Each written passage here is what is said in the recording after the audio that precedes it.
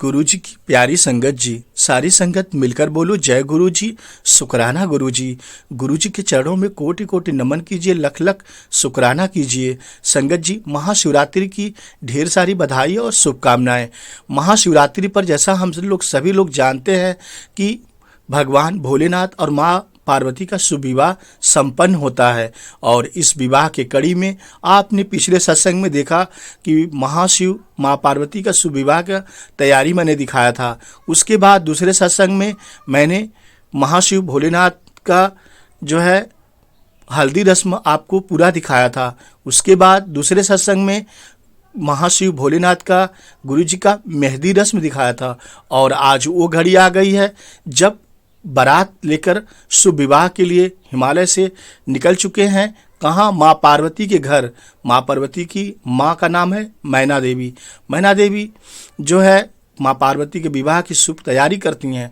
और जैसे कि सभी स्त्रियां जो है अपने पति को देखने के लिए लालायित होती हैं, यहाँ पे माँ पार्वती शिव जी को देखते ही शादी से इनकार करती हैं कि शिव जी कैसे हैं, सांवले हैं और शरीर पे अनेकों प्रकार की विभूतियाँ लिपटी हैं, सांप लिपटे हैं। और यह शादी फिर कैसे होती है, आप यहाँ से पूरा सत्संग ध्यान से देखिएगा। संगत जी, ऐसा सत्संग आपने नहीं देखा होगा, बहुत मुश्किल से ऐसे सत्संग देखने को मिलते हैं। चलिए आगे का सत्संग देखते हैं कैसे शुभ विवाह होता है। जय गुरु जी, शुक्राना गुरु जी। आज संगत जी बिल्कुल भूल से भी इग्नोर मत करिएगा, यह सत्संग बहुत ब्यूटीफुल सत्संग है। आपके जीवन में अनेकों सवालों के जवाब मिलेंगे, अनेकों रहस्य आपको पता चलेगा। जय गुरु जी, शुक्राना गुरु जी। ने तुम्हें ही अनेक देवों और किन्नरों, गंधर्वों, अप्सराओं को निमंत्रण देने का कार्यभार सौंपा। तुमने सबको निमंत्रण दिया और जब सारे अतिथि कैलाश पर पहुंच गए तब शिवजी ने सबका स्वागत किया। फिर शिवजी को वर के रूप में सजाया गया और सप्तमातृकाओं ने शिवजी का दूल्हे के रूप में श्रृंगार किया। शिवजी के सिर पर मुकुट सुशोभित होने लगा। मुकुट के ऊपर चंद्रमा और तिलक के स्थान पर तीसरा नेत्र शोभित हुआ।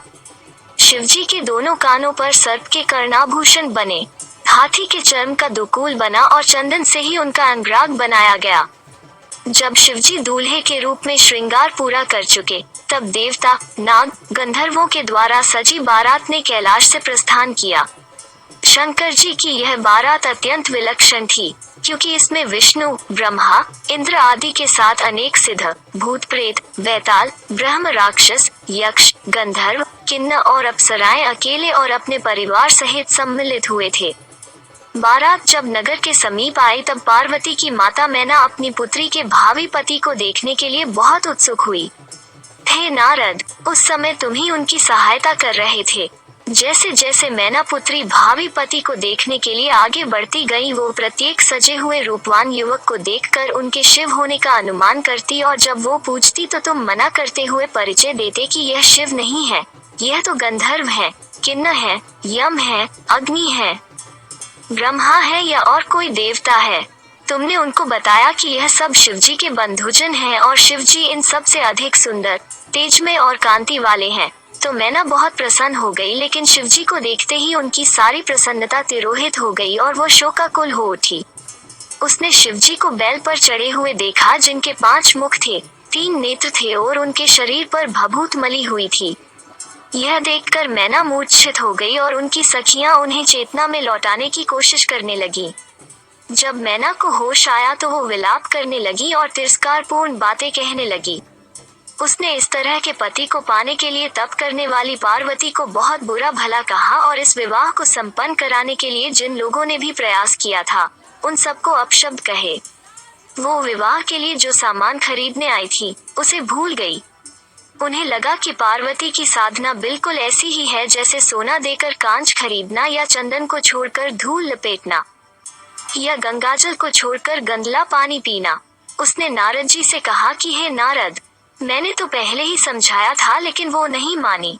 इस पर मैंने मैना को समझाने की कोशिश की, तब उसने मुझे भी दुष्ट और अधम शिरोमणि कहकर दूर हो जाने के लिए कहा। मैना को अनेक देवताओं ने भी समझाया लेकिन वो नहीं मानी और उसने घोषणा की कि शंकर से उसका विवाह नहीं होगा। यह सुनकर सब लोगों में बेचैनी फैल गई, हाहाकार मच गया। स्थिति को नाजुक देखकर पर्वतराज हिमालय ने मैना को समझाना चाहा। उन्होंने कहा कि सत्य को स्वीकार करना ही श्रेयस्कर है, लेकिन मैना ने अपने पति की बात भी नहीं मानी। इसके बाद स्वयं पार्वती ने माता को समझाने का प्रयास किया, लेकिन पार्वती की बात मैना और भी क्रोधित हो गई और उसे अपशब्द कहने के साथ साथ मारने पीटने भी लगी। उसकी यह हालत देखकर मैं फिर मैना के पास गया और उसे शिव के महत्व को समझाने की कोशिश की। शिवत्व का सार बताने का प्रयास किया, लेकिन वो अपनी मान्यता से विचलित नहीं हुई। जब विष्णु जी ने मैना को कई तरह से समझाया तो उन्होंने आग्रह किया कि मैं तभी मान सकती हूँ जब शंकर सुंदर वेश में आना स्वीकार करें। उसके बाद शिवजी को अत्यंत सुंदर और सुसज्जित वेश में मैना के सामने उपस्थित किया गया। उन्हें देखकर वो अपनी पुत्री का विवाह करने के लिए तैयार हो गई। इस सारी घटना के बाद अपने गणों को साथ लेकर शिवजी हिमाचल के दरवाजे पर आए।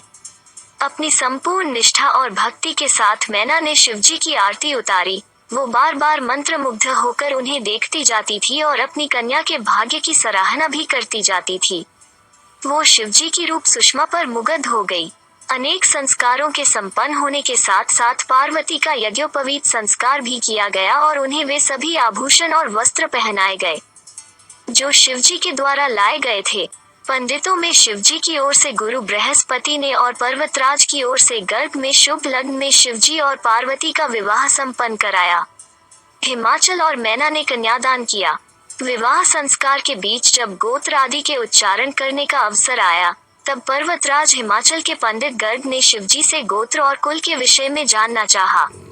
तुम वहां थे और तभी तुमने शिवजी की महिमा का गान किया और उन्हें परब्रह्म, अरूप, निराकार, मायातीत बताकर कन्या पक्ष वालों को इस प्रकार की लौकिक बातों में न पड़ने का परामर्श दिया। कन्यादान का समय व्यतीत हो रहा था, इसलिए मेरु आदि अनेक संबंधियों के कहने पर कुल गोत्र के बंधन को छोड़कर हिमालय ने कन्यादान किया और शिवजी को अनेक वस्तुएं तथा अतुल धनराशि के साथ संतुष्ट किया। नहीं मिला। गुरुजी के पास जाके इतनी पीस, इतने प्यार और इतनी शांति, प्यार और इतने अच्छा लगता था कि मतलब और कहीं जाने का सोच भी नहीं सकते हम। बल्कि उस टाइम दिल्ली के, जैसे मैंने बताया, दिल्ली के बाहर पोस्टेड थे, तो हम मौका ढूंढते थे कि कैसे दिल्ली में आए और कैसे गुरुजी के पास जाएं। तो हम बल्कि वही उसलिए वैसे कोशिश करते थे कि वीकेंड में आए, कई बार बिना बताए भी आए। तो गुरुजी बल्कि मजाक से बोलते भी थे कि बिना छुट्टी आ गए। मतलब कई बार ऐसे हुआ है कि मतलब मान लीजिए कुछ लखनऊ में हाई कोर्ट हियरिंग है या कुछ है, तो हम उसके लिए आए हैं और फ्लाइट लेकर आ गए हैं और फिर वापस चले गए हैं। मतलब तो गुरुजी ऑफ कोर्स जानते थे हर चीज। तो मतलब लेकिन ना, और आके हम ना कोई दोस्त को बताते थे ना कोई रिश्तेदार को बताते थे कि हम आए। हम सिर्फ आते थे विद वन पॉइंट एजेंडा कि गुरुजी के पास जाके मिलना है और अपना बैटरी रिचार्ज करना है। तो पहले दिन गए तो हमने सोचा चलो एक दिन जाना। फिर अगले दिन हमारा एक जर्नलिस्ट फ्रेंड था, उसके घर में पार्टी था।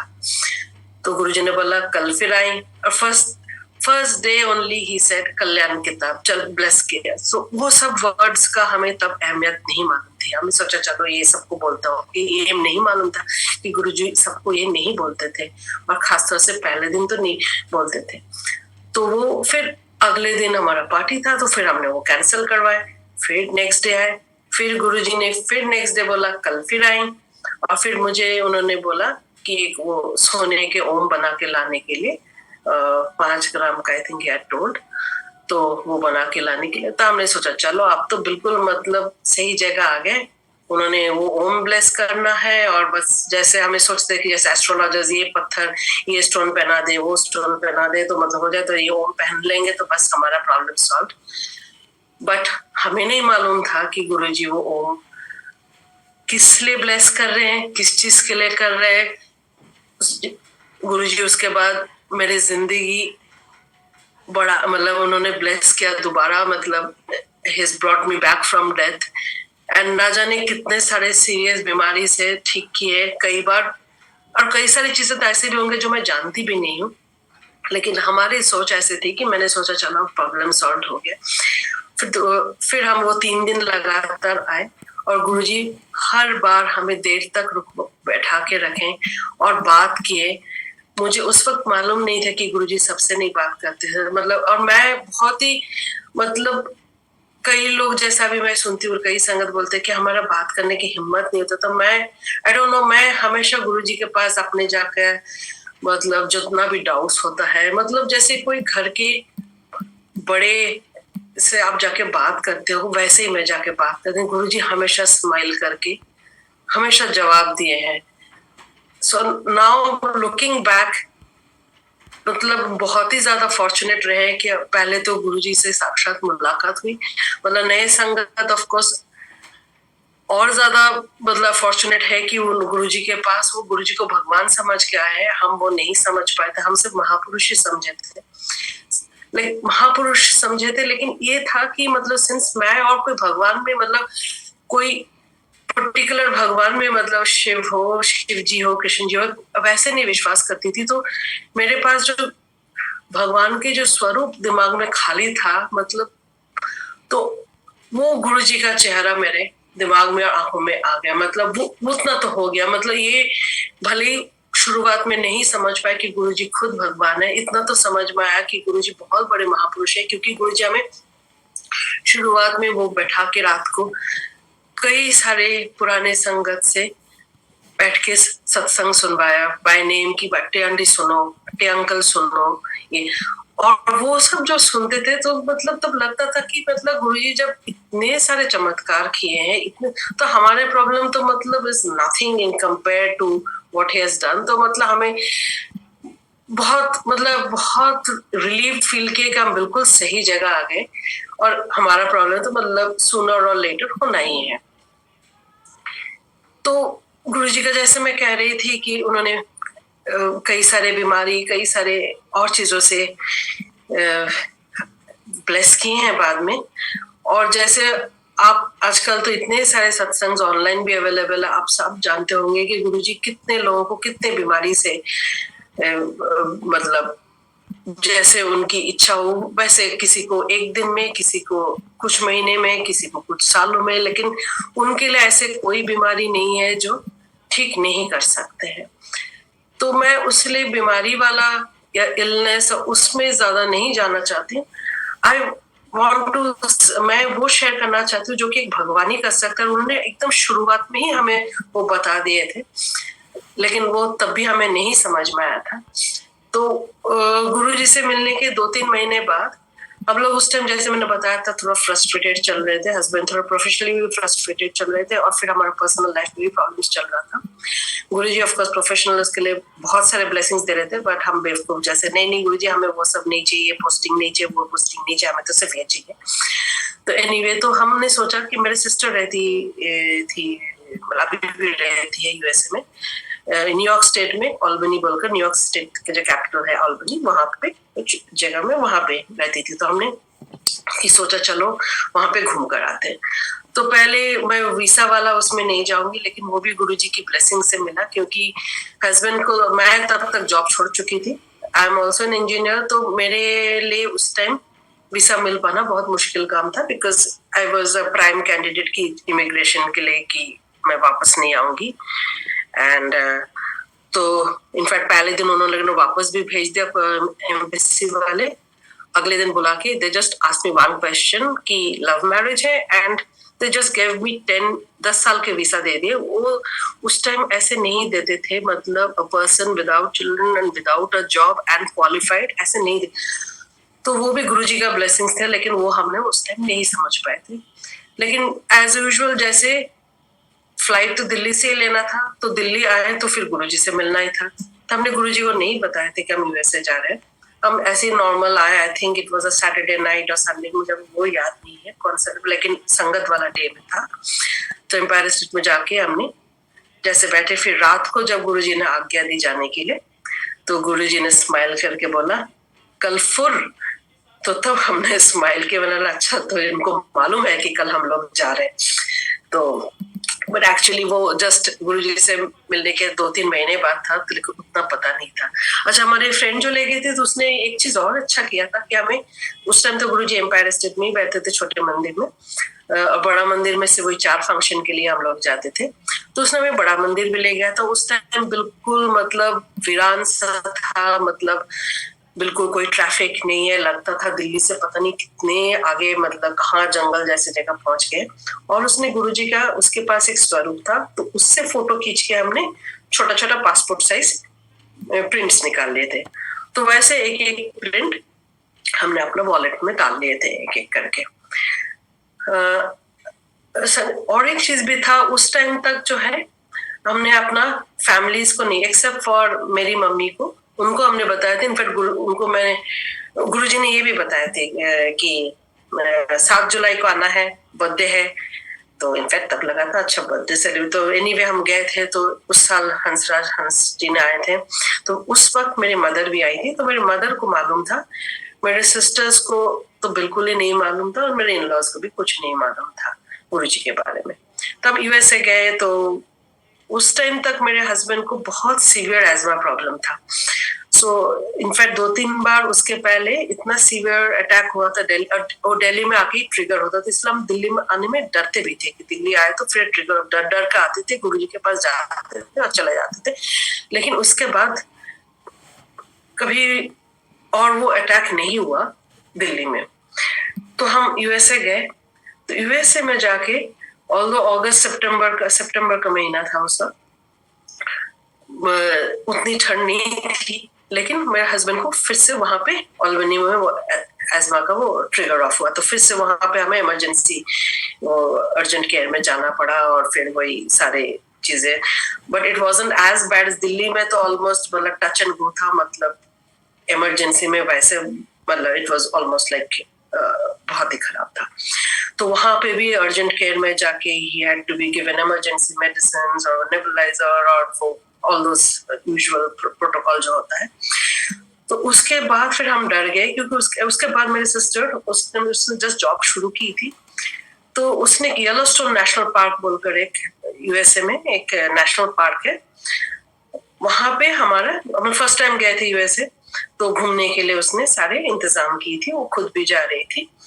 तो it was a lot of money, it was an expensive trip, और उसने उस टाइम जस्ट जॉब शुरू की थी। तो इट वॉज, मतलब मेहनत था काफी सारे, मतलब इट वॉज एक्सपेंसिव ऑल्सो, तो सारे की थी उसने। तो लेकिन उस टाइम जिस वीक हम जाने वाले थे, हम लोग 7 दिन के लिए जा रहे थे, तो वहां पे बहुत सीवियर वेदर, ब्लिजर्ड, स्नोस्टॉर्म्स, ये सब का वार्निंग था।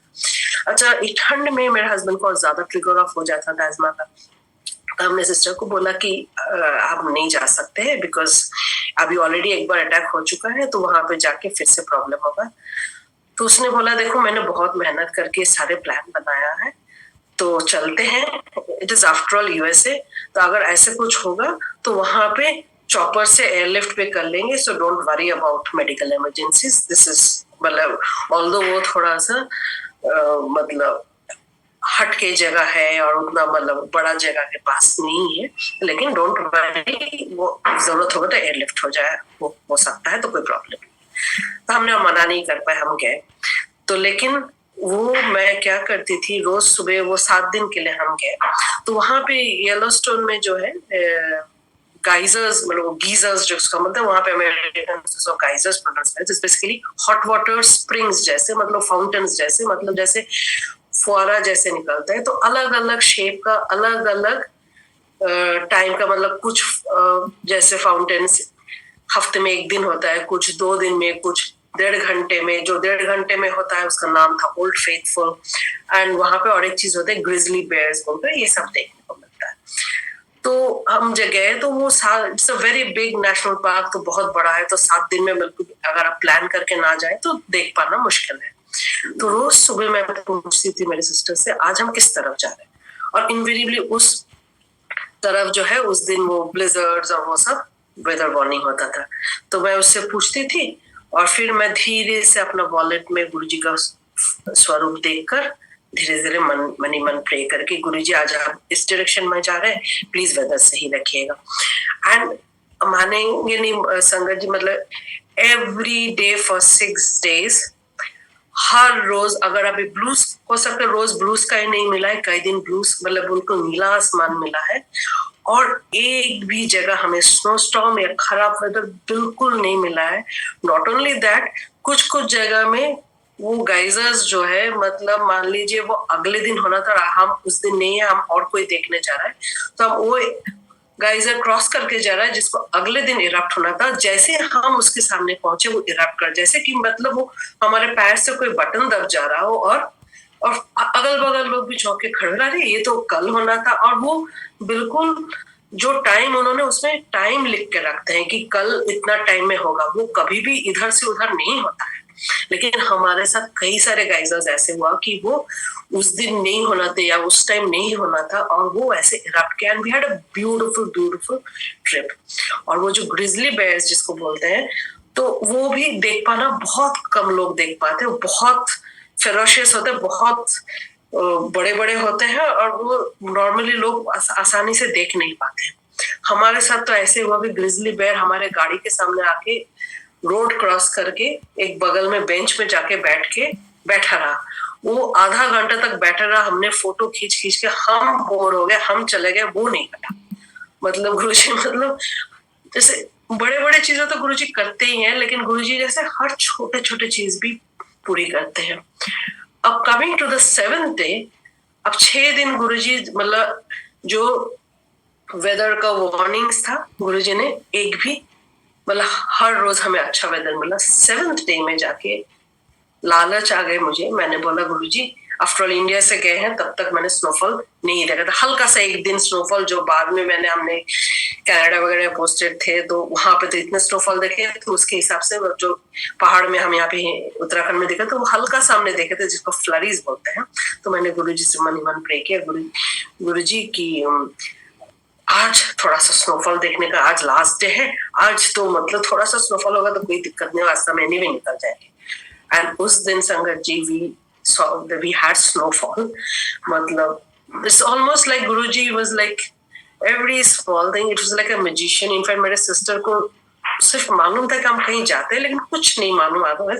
तो वो रोज मजा कर, अच्छा whatever जिससे भी प्रे कर रहे हो, जो भी मैजिशियन हो, whatever you have, whatever power someone has, आज बोल देना कि हम इस रूट पे जा रहे हैं। तो it was like this कि मतलब अभी सोच के अगर देखें तो भगवान के अलावा और कौन, और कोई वेदर नहीं चेंज कर सकते इस वक्त। एंड दैट टू मतलब बिल्कुल अगेंस्ट ऑल वेदर वार्निंग। और जैसा हम चाह रहे, आज अगर हम इधर स्नोफॉल नहीं चाह रहे तो नहीं हो रहा है, जिधर हम जिस दिन हम चाह रहे उस दिन हो रहा है। एज इफ मतलब जैसे छोटे बच्चे को माँ बाप प्लीज करते हैं, वैसे ही मतलब हम भी अपना मतलब बड़े बड़े मतलब लिस्ट तो थे, ऐसे छोटे छोटे चीज भी गुरुजी से बहुत सारी चीजें मांगे हैं। मतलब इतने छोटे छोटे चीजें मांगे हैं कि मतलब कभी शर्म भी लगता है। मतलब in fact all kinds of things, and Guruji grants most of them. It's not that कि गुरुजी आपका हर ख्वाहिश या हर चाहत पूरे करेंगे, वो नहीं होता है। वो हमें बाद में समझ में आया कि वो नहीं होता है, और ये भी समझ में आया अगर नहीं होता है तो उसमें हमारा कुछ अच्छा ही लिखा हुआ है तभी नहीं होता है, या फिर वो होता है तो वो बाद में जाकर होता है जब गुरुजी को टाइम सही लगता है, नॉट जब हम चाहते हैं। कि हमें दीवार के पीछे नहीं मालूम क्या है, वो गुरुजी को मालूम है कि क्या है।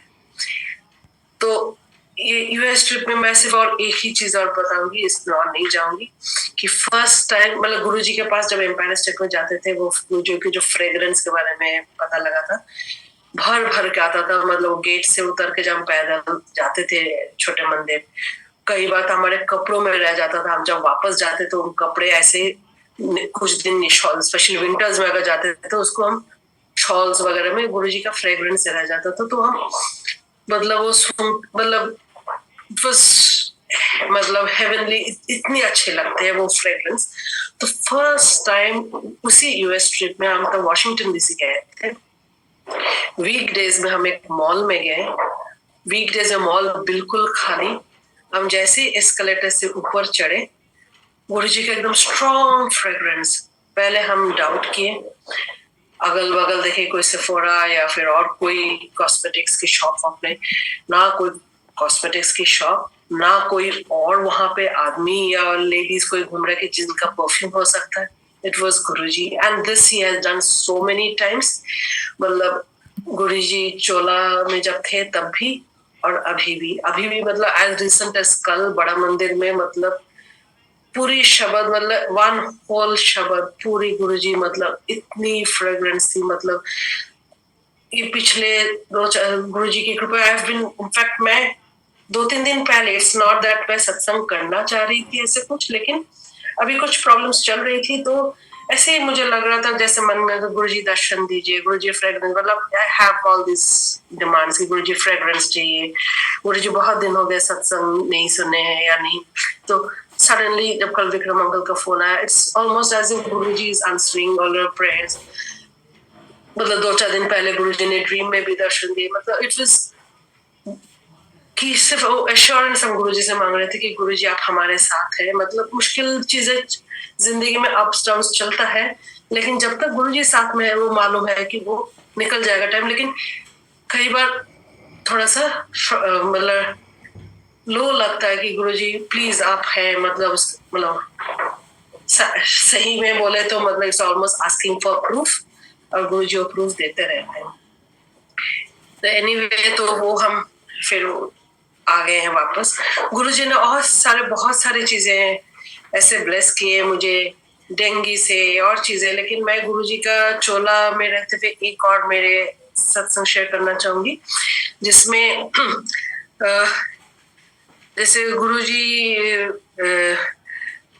बोलते ना कि मतलब उन गुरुजी को बोलने की जरूरत है वो आपका सुनते हैं आपका हमें जो मैं कह रही थी हमें नहीं मालूम हुआ हमारे कितने सारे चीजें हमने मांग के लिए हैं कितने सारे कुछ चीजें उन्होंने हो सकता है बोल कर दिए और कितने सारी चीजें उन्होंने बिना बोलकर हमें और हम बिना समझे उन्होंने दिए हैं इसमें एक छोटा सा मतलब है छोटा सा चीज लेकिन अगर आप सोचे तो बहुत बड़ी चीज है कि मतलब गुरुजी कितने हर चीज के लिए आप हमारे साथ में हैं तो उस टाइम हम फिर से तब इनफैक्ट गुरुजी हमें बोलते थे कि दिल्ली पोस्टिंग लेकर आ जा दिल्ली डेपुटेशन में आ जा तब हमें समझ में नहीं आता था हम अपना बुद्धि लगाते थे कि अभी तो हमें स्टेट में ये करना है ये पोस्टिंग करना है वो पोस्टिंग करना है और फिर गुरुजी बोलते थे अच्छा तू अप्लाई तो कर तो वो हम लोग फिर हमने बोला कि उन्होंने इनफैक्ट एक अंकल से इंट्रोड्यूस भी कर दिए थे कि इसको अपने पास ले आना वहाँ वो सत्संग और एक है और एक दिन मैं बताऊंगी मतलब लेकिन गुरुजी के चोला में रहते हुए हमने उनका बात नहीं माना था we didn't come on deputation to Delhi वो हमने गुरुजी चोला छोड़ने के बाद किए ऑलमोस्ट एज अ रिपेंडेंस के हमें करना चाहिए था बोलकर और वो हमने जैसे अप्लाई किए थे मतलब वो इतने फास्ट हो गया था डेपुटेशन दिल्ली में एज इफ मतलब files were cleared like in record speed और हम पहुंच गए और हम पहुंचे वहीं पे जिस अंकल को उन्होंने बोले थे कि अपने पास बुला ले हमें नहीं मालूम था कि वो अंकल वो सीनियर ऑफिसर जो है वो उसी ऑर्गेनाइजेशन में हमको नहीं मालूम था और मेरे हस्बैंड अंकल भी भूल गए थे इस अंकल को और वो अंकल भी मेरे अंकल को भूल गए थे but when my husband went to call on him as a senior officer उनकी रूम से इतनी फ्रेग्रेंस आई तो उन्होंने एक दूसरे से पूछते रहे कि हम कहीं मिले हैं बाद में मैंने बोला कि ये गुरुजी ने आप दोनों को मिलवाए थे छोटे मंदिर में दोनों ही भूल गए थे सो गुरुजी जब एक बार ब्लेस कर देते मतलब दिस प्रॉब्ली उन्होंने 4-4 साल पहले बताए थे कि इनको अपने पास बुला लेना और हमने उस टाइम बात नहीं माने और अंकल भी भूल गए मैं भी भूल गई एनीवे तो हम दिल्ली के बाहर पोस्टेड थे हमारे पास तब एक छोटा सा जर्मन शेपर्ड था वो 2-2.5 महीने के था तो उतने छोटे डॉग्स को वैक्सीनेशन नहीं होता है तो हम उसके साथ वो पीछे गार्डन में खेल रहे थे तो खेलते खेलते उसका दांत प्लेफुली मेरे अंकल के पैर में लग गया तो मुश्किल से एक बूंद ब्लड निकला होगा बट ही इज वेरी फसी कि नहीं ये वैक्सीनेटेड नहीं है तो एंटीटेटनस और रेबीज का सारे इंजेक्शन लगा के फिर अगले दिन हमें दिल्ली आना था हम दिल्ली आ गए तो अच्छा एंटीटेटनस इंजेक्शन जैसे होता है वो तो मतलब हम सब बड़े छोटे सबको लगता ही है मतलब छोटे छोटे बच्चे भी लगाते हैं और उसके बाद 1-2 दिन उसमें हाथ में दर्द होता है सो तो मतलब मेरे हस्बैंड जो है पूरे रास्ता ही बस कंप्लेनिंग वाइल हम दिल्ली में आके कोई ना कोई फ्रेंड का के घर में बोरो करके ले जाते थे एम्पायर स्टेट तो that also used to be an issue कि कहाँ पे जाके रुके कभी गेस्ट हाउस कभी होटल कभी कोई फ्रेंड के घर और फाइनली जो है गुरुजी ने ब्लेस किए थे मतलब हम नहीं जानते थे सबीना आंटी तरुण अंकल को उन्होंने ही हमें ऑफर किया नहीं तू हमारे घर में आके रुकना और फिर बाद में हम उनके घर में जाके रुकते थे। तो फिलहाल हम और एक फ्रेंड के घर में रुके थे, तो उसकी गाड़ी लेकर हम जा रहे थे। तो all the way to Empire State my husband was complaining कि हाथ में इतना दर्द हो रहा है, मुझे ड्राइव करने में दिक्कत हो रहा है, और पूरे रास्ता बोलते रहे। तो वहां पे जाके ऑफ कोर्स, अच्छा ये भी एक थी कि वहां पे मतलब हम चाहे जितनी भी लंबी लिस्ट हम लेकर आते हैं, गुरुजी के वहां पहुंच के ना वो सारे भूल जाते हैं कि लाइफ में प्रॉब्लम्स क्या है, वो भूल जाते हैं। क्योंकि वहां पे जाके हर चीज इतना छोटे लगते हैं कि मतलब वो गुरुजी को देखकर उनका स्माइल, और उन्हें चाहे जो भी दो शब्द आपसे बात करें, मतलब it was like such a high, it was like recharging, अपना बैटरीज को रिचार्ज करना। तो हम वहां पहुंच के लंगर करके, तो गुरुजी का हमारे पास ऊपर ये कृपा थी कि गुरुजी हमें, जब भी हम आते थे गुरुजी हमें काफी देर रात तक, मतलब जब लंगर करने के बाद ज्यादातर लोग चले जाते, ऐसे ही 10 15 20 लोग बैठे थे और कम लोग रात को बैठा के रखते थे। फिर से लंगर, फिर से हलवा प्रसाद, चाय प्रसाद। कभी मौर्य शेरेटन में मुझे याद है वैलेंटाइन डे मनाने के लिए, चल वैलेंटाइन डे मनाते हैं, हम वैलेंटाइंस डे मनाने गए थे। तो ऐसे हम रात को जाके लंगर करके हम ऐसे साइड में बैठे हुए थे, एंड गुरुजी अपना गद्दी में बैठे हुए थे। तो मैंने अपने हस्बैंड से पूछा कि तुम्हारा कौन सा हाथ में दर्द है? तो उन्होंने ऐसे करके अपना राइट हैंड के अपर आर्म में ऐसे करके देखिए यहाँ पे है, नहीं अब तो दर्द नहीं है। तो मैंने बोला गुरुजी को देखो। हमने देखा गुरुजी और कोई आज्ञा ले रही, not even looking at us, लेकिन Guruji exactly right arm upper arm में उसी स्पॉट में जहां पे अंकल को दर्द हो रहा था, पूरे रास्ता अंकल कंप्लेन कर रहे थे, उसी स्पॉट में हाथ को रब कर करके, जैसे कि मतलब अगर दर्द हो रहा हो इंजेक्शन के बाद जैसे आप उंगलियों से रब करते हैं हमको, वैसे कर रहे थे। मतलब इतनी छोटी सी चीज है, इंजेक्शन का दर्द, वो भी गुरुजी अपने ऊपर ले लेते थे। और बड़े बड़े चीजों तो कर है ही है। तो मतलब गुरुजी वाज सो लविंग एंड इतनी केयरिंग है कि मतलब इतना छोटे छोटे चीज भी उन्होंने हमारा मतलब ध्यान रखते थे। उसके बाद गुरुजी चोला छोड़ दिए, तो वो हम सबके लिए बहुत बड़ा shocking, it was almost as if मतलब आपके जमीन के नीचे से, मतलब आपका पैर के नीचे से भी जमीन हट गया, आपके ऊपर से, मतलब वो जो, मतलब हम तो सोचते थे कि मतलब गुरुजी अभी ही वाज यंग, तो अभी होंगे हमारे बच्चे, मतलब we will be old, we will be coming with our kids, उनके बच्चे, मतलब इस टाइप का भी सोचते थे। तो लेकिन गुरुजी इतना जल्दी और इतने शॉकिंग थे। तो जब गुरुजी वो पता लगा और हम सब भाग के दिल्ली आए, एंड वो मतलब दैट डे वो जो बड़े मंदिर में, मतलब दैट इज, मतलब आई थिंक सारे पुराने संगत के लिए मतलब उससे खराब दिन जिंदगी में शायद और कभी नहीं हुआ था। मतलब जब वो सब क्रमेशन हुआ, मतलब लेकिन गुरुजी उसके बाद शुरू में हमें ऑनेस्टली संगत जी, आई वुड से, जब मैं आ रही थी दिल्ली, जब पता लगा गुरुजी और नहीं है चोला में, तब लगा ओ माय गॉड अब क्या होगा, अब फिर नया गुरु ढूंढना पड़ेगा। जबकि मैं ये भी बता रही हूँ आपको कि मैं तब तक जब भी कोई भी मंदिर जाओ, चाहे वो कोई या दुर्गा पूजा में जाओ, कहीं भी जाओ, मतलब हर जगह में जाके गुरुजी का चेहरा देखती थी। एंड मैं प्रे भी, मतलब अगर दुर्गा पूजा में तो मैं जाके प्रे गुरुजी बोलकर प्रे करती थी। लेकिन एट द सेम टाइम जब गुरुजी चोला छोड़ दिया, ये भी दिमाग में आया, मतलब गुरुजी माफ करके हमें अपने शर्ट में रखे, मतलब ये ओ माय गॉड फिर से और एक गुरु ढूंढना पड़ेगा, फिर मतलब अब क्या होगा, अब तक तो हमारा प्रॉब्लम सॉल्व नहीं हुआ है ना। तो लेकिन फिर गुरुजी ने हमारा फेथ को फिर से रीबिल्ड करने के लिए, मतलब इतने सारे चीजें चमत्कार जो अभी हम और नहीं ढूंढते हैं, जो मैं इनफैक्ट कई सारे नए संगत को बोलती हूँ कि आप ये मत ढूंढिए कि कहाँ पे रोटी प्रसाद में ओम आ रहा है, या फिर आपका चाय प्रसाद के ऊपर ओम आ रहा है, या फिर दीवार पे आ रहा है, और कहीं अरे Guruji is there, you don't need to look for this proof, Guruji is just there. मतलब वो कि गुरुजी जैसे बोलते कि वो चोला में मैं नहीं हूँ, मैं आई एम देयर इनसाइड, गुरुजी बोले हैं। गुरुजी इनफैक्ट हमें और एक चीज बोलूंगी, गुरुजी के चोला में रहते हुए, this was closest to what Guruji had said to in front of me, कि गुरुजी खुद साक्षात भगवान है। This was in April 2007। मेरे अंकल नहीं आ पाए थे उस टाइम, इलेक्शंस वगैरह चल रहा था, तो उनको छुट्टी नहीं मिली थी, मैं आई थी। अच्छा मैं जब आती थी, ये और एक चीज है, हम जब भी आते थे गुरुजी आके हम सब बात करते थे एंड ऑल दिस थिंग्स। लेकिन मैं जब भी अकेले आती थी, गुरुजी मेरे तरफ बोलते, अच्छा कौन है तू, क्यों आई है? I used to feel very, मतलब ये क्या, मतलब मेल शोविनिस्ट वाला ये है कि मतलब अंकल साथ में होंगे तो मतलब तब he knows everything about you, और अगर मैं अकेले आई हूँ तो every time have to introduce myself कि मैं स्वयं की वाइफ हूँ। बाद में मुझे पता लगा that was his way of blessing uncle, because I was taking his name कि मैं इनकी वाइफ हूँ। तो अच्छा क्यों आई है, और तो मतलब he would also listen to all those छोटे छोटे problems also, so he was basically blessing him। लेकिन मैं अपना वो जो नॉर्मल ईगो है कि मुझे क्यों नहीं पहचान रहे गुरुजी, जब हम दोनों आते हैं तब तो पहचानते हैं, तब तो he calls us by name, जब मैं अकेले आती हूँ तब क्यों नहीं। इनफैक्ट एक बार ऐसे आए, मैं आई थी मैं अकेले, उस टाइम कुछ प्रॉब्लम्स चल रहा था जहाँ पे हस्बैंड पोस्टेड थे। तो इनफैक्ट उन्होंने बोला कि तुम जाओ, और मतलब वही बैटरी रिचार्ज वाला फंडा। तो हम आए तो गुरुजी ने मुझे एक छोटा सा गुरुजी के स्वरूप लॉकेट दिया, एक छोटा सा लाल बैग में।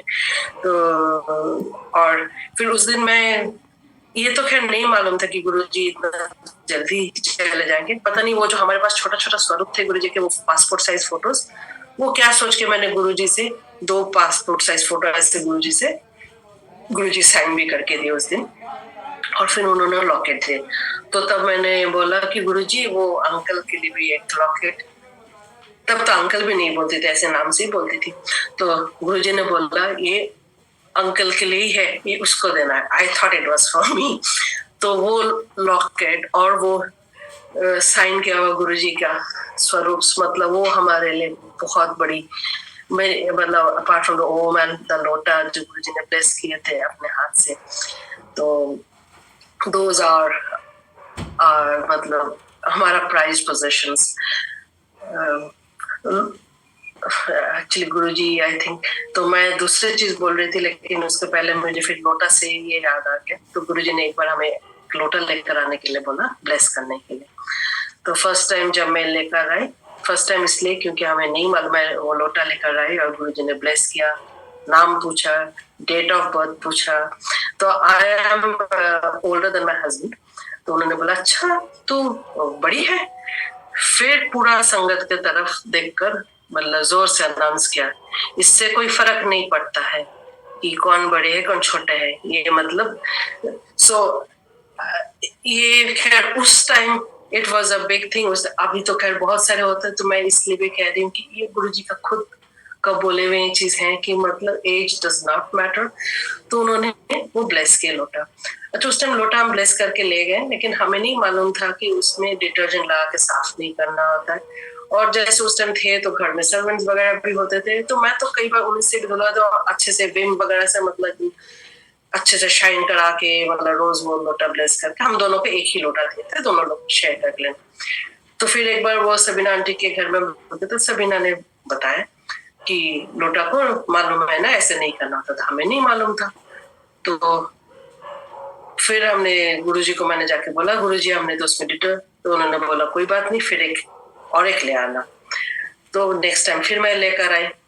सो that time Guruji was so thrilled to see that लोटा कि मतलब वो तांबे वाला जो है, मतलब बोला ये बहुत बढ़िया चमचमा, कहाँ से लाए? तो मैंने बताया कहाँ, जहाँ पे पोस्टेड थे वहां पे लाए थे वैसे। फिर उस बार गुरुजी ने ना नाम पूछा ना डेट ऑफ बर्थ पूछा, सिर्फ ऐसे ऐसे देखे और दे दिए। मैंने बोला अरे इस बार तो ठीक से ब्लेस नहीं किए, हमें क्या मालूम कि मतलब लोटा भी एक सिर्फ बहाना है, हमें मतलब हमें तसल्ली देने के लिए। गुरुजी को तो कोई चीज की जरूरत नहीं है, ना हमारा डेट ऑफ बर्थ ना नाम पूछने की, उनको तो सब मालूम है। He is a creator, he knows everything, we don't need to tell him anything. लेकिन हमें तब लगता था, गुरुजी ये भी बोलते थे कि पत्थर मत पहनना, डोंट गो टू एस्ट्रोलॉजर्स। मेरे सामने कई बार बोले आंटीज को, कई सारे आंटीज को कि ये पत्थर नहीं पहनना, ये मतलब ये तो, वो उनका नॉलेज पूरा नहीं है, वो हाफ बेक नॉलेज देकर आपको पत्थर जो स्टोन्स ब्लेस कर रहे हैं नहीं पहनने के लिए गुरुजी ने कई बार बोला मेरे सामने। तो एनीवे तो फिर क्या कह रही, हाँ, तो मैं वो कह रही थी, तो मैं अप्रैल में आई थी, तो सब लोग चले जाने के बाद गुरुजी जैसे चोला चेंज करके, he was wearing a white trouser and a soft pink T shirt, इतने ब्यूटीफुल पिंक, इनफैक्ट और कोई अंकल को मैं इतने ब्यूटीफुल, आजकल तब भी दिखता है, उस टाइम तो नहीं दिखता था, इतने beautiful pink shirts and he carried it of so well. तो ऐसे लेकर गुरुजी आके फर्श पे बैठे, दीवार पे टेक लगा के, गुरुजी से मुश्किल से मैं 2 हाथ दूर बैठी हुई थी, और एक अंकल आके अपना शायद लोटा ब्लेस करवाते गुरुजी से। तो गुरुजी वाज मेकिंग कुछ उस टाइम इलेक्शंस वगैरह हो रहा था, उसके लिए बोल रहा था, अच्छा ये आएगा, वो चीफ मिनिस्टर होंगे, ये होंगे, तो ऑल दोस थिंग्स मैं सुन रही हूँ, किसी को और ब्लेस कर रहे हैं कि तू उधर चले जा, तू ये बन जाएगा, वो बन जाएगा। देन वो जो लोटा ब्लेस कर रहे थे जिस अंकल को, उन्होंने उनको ब्लेस करते हुए बोला कि रब नु, मैं पंजाबी में बोलने की कोशिश करूंगी लेकिन मैं पंजाबी बोल नहीं पाती हूँ, लेकिन आई विल ट्राई टू से। तो उन्होंने ये बोला, रब नु यहाँ बैठा है, इन्हों फायदा उठा। तो फ्रॉम व्हाट आई अंडरस्टूड कि मतलब भगवान इधर बैठे, आप इनकी मतलब ब्लेसिंग्स लो, आप इनकी मतलब गुरुजी जिस चीज के लिए आए थे हमारे बीच में, जो ब्लेसिंग देने के लिए, वो ब्लेसिंग्स हम इधर उधर छोटे चीजें मांग के हम उसको of course they squandered it of, मतलब जो असली चीज वो ना मांग के। तो लेकिन वो गुरुजी ने मेरे सामने खुद बोले थे, बाद में मैंने रियलाइज किया, माय गॉड, मतलब गुरुजी तो मतलब इससे ज्यादा स्पष्ट तरीके से और कैसे बोल सकते हैं कि मतलब गुरुजी भगवान है, मतलब कि रब नु यहाँ बैठा है, इन्हों फायदा उठा। और गुरुजी का जैसे ब्लेस करने का बहुत तरीका था। तो मैं बंगाली हूँ, हिंदी में दिल्ली में आके जॉब जब कर रही थी तब सीखना, उसके पहले मुझे एक शब्द हिंदी भी नहीं आती थी, लेकिन शब्द मुझे जैसे गुरुजी, बस कई लोग अलग अलग तरीके से कनेक्टेड होते हैं, मैं कनेक्टेड होती हूँ गुरुजी से शब्द के थ्रू। आज जैसे था तो मेरे साथ, मतलब वो सब शब्द सुनकर, मैं वो शब्द सुनकर काफी पंजाबी अभी समझ जाती हूँ, मतलब सिर्फ शब्द सुनकर, मतलब वो मैं कई लोगों से मैं पूछती रहती मीनिंग, आजकल तो इंटरनेट से, उस टाइम तो वरना शब्द हमारे पास होता था। गुरुजी चोला छोड़ने के बाद हमने पुराने जो संगत में थे, सिंगला अंकल वगैरह, उन लोगों से रिक्वेस्ट करके सीडी में हमने रिकॉर्ड करवा के ले जाते थे कि एटलीस्ट कम से कम गुरुजी नहीं है तो ये शब्द ही सुन सकते हैं। उस टाइम ना यूट्यूब था, ना इंटरनेट वाज वेरी पैची, ये सब नहीं था हमारे पास उस टाइम। तो वो गुरुजी ने ये गुरुजी के चोला करे। उसके बाद गुरुजी का चोला छोड़ने के बाद जब उसमें क्रमेशन में तो हम आए थे, लेकिन उसके बाद जब डुगरी गांव में गुरुजी का वो उनके फैमिली जब भोग वगैरह जैसे नॉर्मली हम करते हैं इंसान के लिए, उन्होंने करना चाहे तो उसके लिए संगत जो है डुगरी गए थे। इट वॉज हॉट, जून के महीना था, बहुत गर्मी थी। तो सिंस मेरे हस्बैंड जस्ट उसके मतलब 10 दिन पहले ही आए थे दिल्ली 31 को, तो फिर दोबारा वो डुगरी जाने के लिए नहीं आ पाए, तो मैं आई थी। तो मैं आके फिर से वो सबीना आंटी के घर में रुकी थी। तो Sabina aunty was going with her whole family, तो I went with her brother in law Varun uncle, Tarun uncle के ब्रदर से। तो ही वॉज गोइंग अलोन, तो मैं उनके साथ गई। अच्छा, वरुण से भी मेरी अच्छी सी काफी बात पहले भी होती थी, क्योंकि जब जॉइंट फैमिली सेम घर में रहते थे, तो मतलब इनफैक्ट जब से हम उनके घर में आके दिल्ली में रुकते थे, तो गुरुजी ज्यादा देर रात तक रुकवाते नहीं थे, क्योंकि दिन भर इतने हम सत्संग सुनते थे उन लोगों से, और इतनी अमेजिंग सत्संग, both Varun uncle and Sabina aunty का, मतलब और हर बार मुझे कुछ ना कुछ मैसेज मिलता था। इसलिए मतलब गुरुजी ऐसे बोलते, मुझे नहीं मालूम किस सत्संग से, मेरे सत्संग से और किसी को कोई मैसेज मिलना, वो गुरुजी की कृपा, गुरुजी की इच्छा, लेकिन मुझे बहुत सारे आंसर्स मिलते थे अपने क्वेश्चंस की। तो वरुण अंकल के साथ मैं जा रही थी गाड़ी में। अच्छा, तब तक we didn't have a child, तो मैं हमेशा इनफैक्ट वो मैंने कहा बोलती, गुरुजी इसके बच्चे का नाम रख दो, तो गुरुजी स्माइल करते थे। तो हम तो सोचे थे गुरुजी होंगे, तो जब बच्चे होंगे तो गुरुजी से नाम पूछ लेंगे। ये तो मालूम नहीं था कि मतलब नहीं होना, मतलब the child will come after Guruji चोला छोड़ने के बाद, ये नहीं मालूम था। तो ऐसे गाड़ी में जा रहे, तो I try to talk a bit Varun uncle. तो वरुण अंकल बिल्कुल बात नहीं कर रहे थे उस दिन। तो मुझे नहीं समझ में आया क्यों नहीं बात कर रहे। मैंने सोचा कि हो सकता है मेरे ड्राइवर थे, वरुण अंकल थे, मैं थी गाड़ी में, तो मैं चुपचाप थी, तो अपने मन में सोच रही। तो मेरा ये था हमेशा कि मतलब ये सोचते थे कि गुरुजी से पूछेंगे बच्चे के नाम। तो मैंने मन ही मन सोच रही हूँ, गुरुजी तो नाम तो आपसे पूछा नहीं, आप चले गए। आप सब लोग बोलते हैं कि आप शिव जी के अवतार हो, तो अब लड़का होगा तो शिव जी का अवतार, मतलब वो शिव, महेश, ये सब नाम मुझे नहीं पसंद है। तो फिर मैं क्या नाम रखूं, मतलब ये सारे नाम मुझे एक भी पसंद नहीं। अगर आपको आपका रियल लाइफ नाम मालूम होता कि आप, मतलब मुझे हम किसी को गुरुजी के बारे में नाम नहीं मालूम था, ना हमें दूसरे संगत के नाम मालूम होता था, ना हम उस समय कोई नेटवर्किंग नहीं होता था, कुछ एक दूसरे के सिर्फ चेहरा से हम जानते थे, किसी का नाम नहीं जानते थे। तो आपका नाम भी नहीं जानती हूँ तो मैं कैसे, मतलब क्या ना, अगर नाम जानते थे तो वही नाम रख लेती। Suddenly Varun uncle turns and says, आपको गुरुजी का नाम मालूम है ना?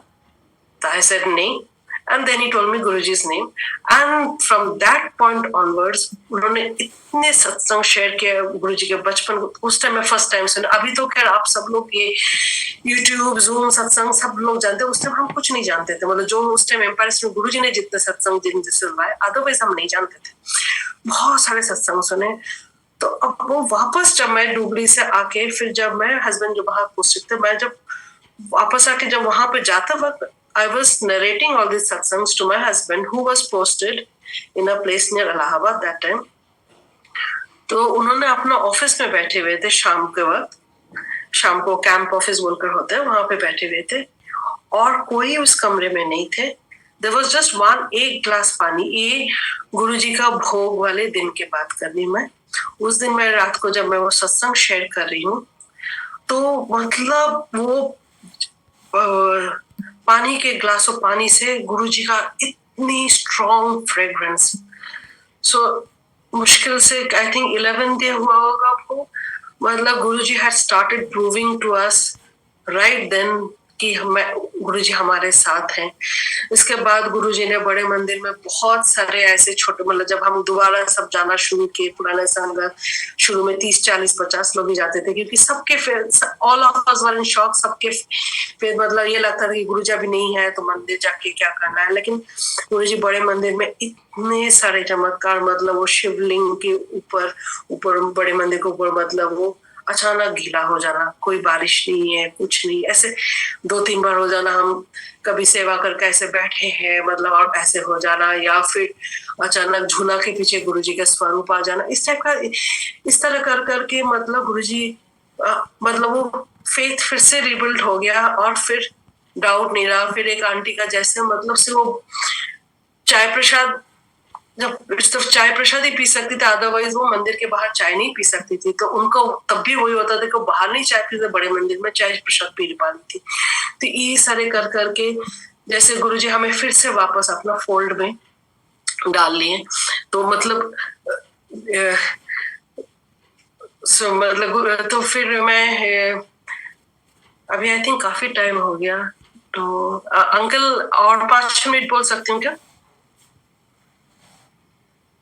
जी आंटी। तो कितने सारी चीजें क्या बना। तो I just say one small thing quickly in 2 minutes कि ये 2008 दिसंबर की बात है। तो हम बड़े मंदिर गए थे, दिसंबर की छुट्टी में हम एलटी से लेकर गैंगटॉक जाने वाले थे।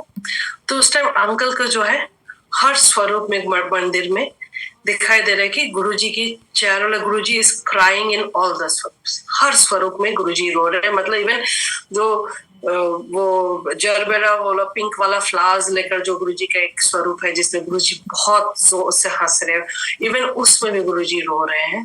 तो अंकल ने बोला कि ऐसे करते, तब तक मैं तो ऑफकोर्स जॉब छोड़ चुकी थी। तो अंकल ने बोला कि ऐसे करते हैं कि मैं अपने लाइफ इंश्योरेंस, मुझे लगता है कुछ गड़बड़ होने वाला है, तो लेट मी एक लाइफ इंश्योरेंस करवा लेता हूँ, लग रहा है कि Guruji is crying in all the स्वरूप्स। तो एनीवे, तो हम ये सब ऐसे ही हुआ। तो फिर हम गैंगटॉक गए।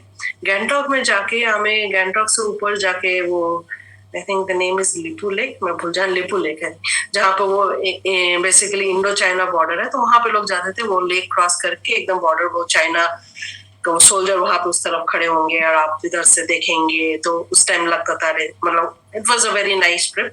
तो वो 1-1.5 घंटे का था। तो हमें वापस आके, हमारा बैचमेट था गैंगटॉक में पोस्टेड, उसके घर में लंच था। तो हम सुबह निकले ऐसे 10-10 बजे कि करके आके वापस उसके घर में नहीं, वापस गैंगटॉक में आके कहला था, डिनर उसके घर में था।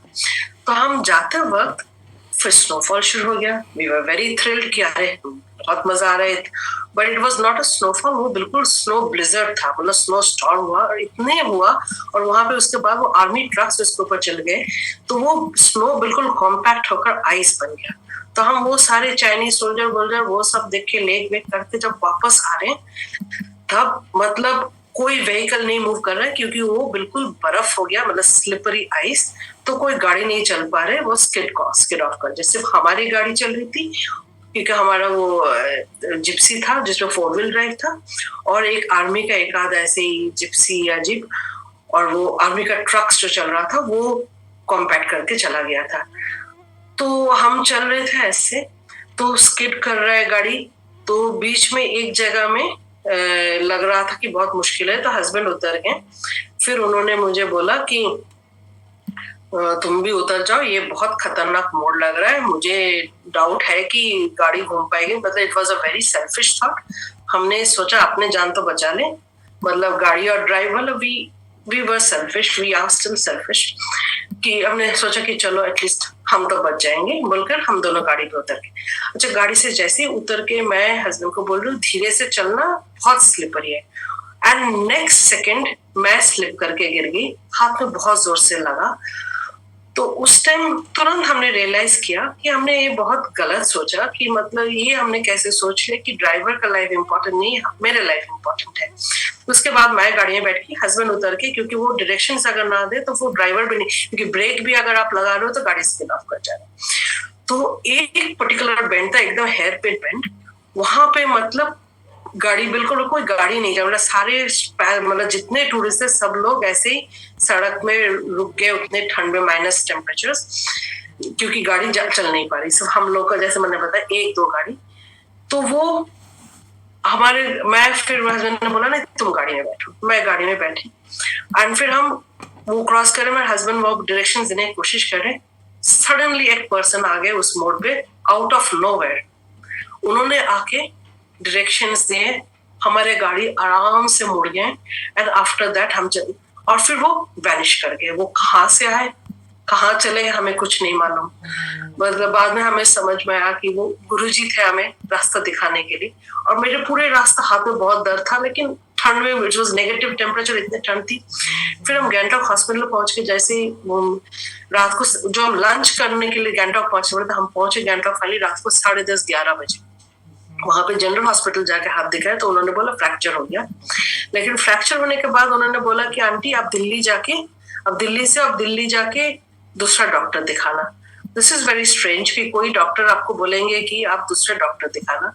तो दिल्ली आके कट इट शॉर्ट, क्योंकि तो हम फाइनली बाकी हॉस्पिटल्स में अपॉइंट नहीं मिला। एक रॉकलैंड बर्ग का हॉस्पिटल था जिसका नाम मैंने पहले नहीं सुना था, मैं वहां पे पहुंची, वहीं अपॉइंटमेंट मिला, और वो हमारा एम्पैनल्ड हॉस्पिटल भी था।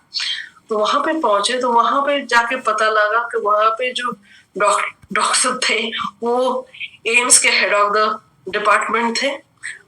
हमें नहीं मालूम था ऑर्थोपेडिक्स का। वो उस टाइम रिटायर करने के बाद ही वाज इन रॉकलैंड, और बाद में हमें पता लगा कि रॉकलैंड में गुरुजी का बहुत सारे संगत डॉक्टर्स हैं।